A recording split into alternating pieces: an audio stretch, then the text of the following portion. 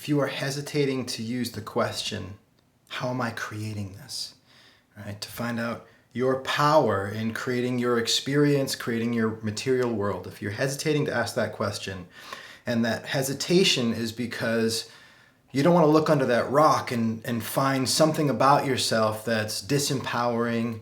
You don't want to touch a nerve. You don't want to go into some hurt, some trauma, some childhood stuff.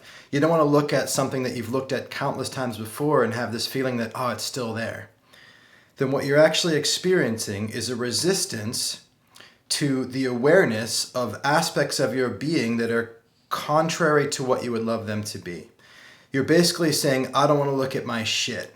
And not wanting to look at your shit is actually an expression of hating shit, right? And so what I would say is you want to love your shit.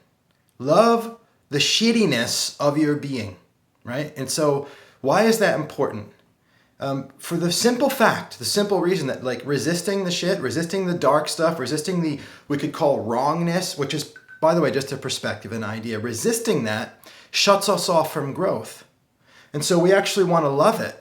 And so this is the key. When you can learn to love your shit, learn to love the aspects of yourself in the light of awareness, are that are not your truth and not you, not being who you know you can be and who you are, then you actually open up so much. That's the gateway to all self-creation, right? Essentially. You create this huge possibility for yourself in growth and rapid transformation because you're welcoming the stuff about yourself that you don't want. So why would you welcome stuff about yourself you don't want? Because, again, I'm reiterating, but it gives you access to changing it. And so how do you do that? Well, I make one of my most important practices is to love my mess. Love when I be in a way that's not an expression of who I want. So if I raise my voice at my kid and then I come back in my room and I'm like thinking about that, as soon as I notice that, as soon as I'm aware that I did that, I love it.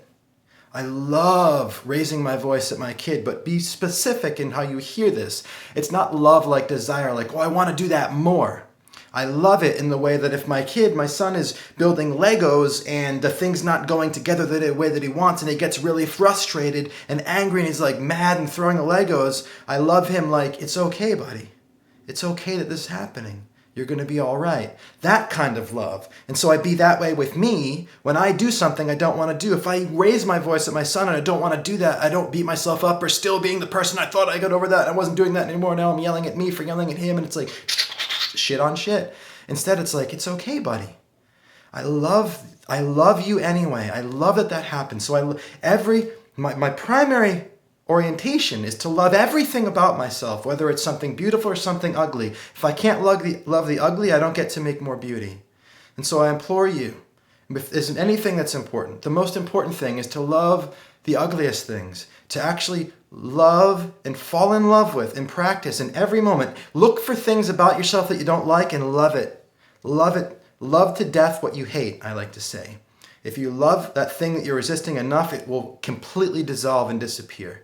Everything that love gets annihilated, or if it's a malformed love, it gets annihilated and transmuted into love. And if it already is love expressed in a natural, coherent way, it gets bigger and you get more of it. So love to death what you hate, love to death your resistance, love everything. I love you, and I'll talk to you soon.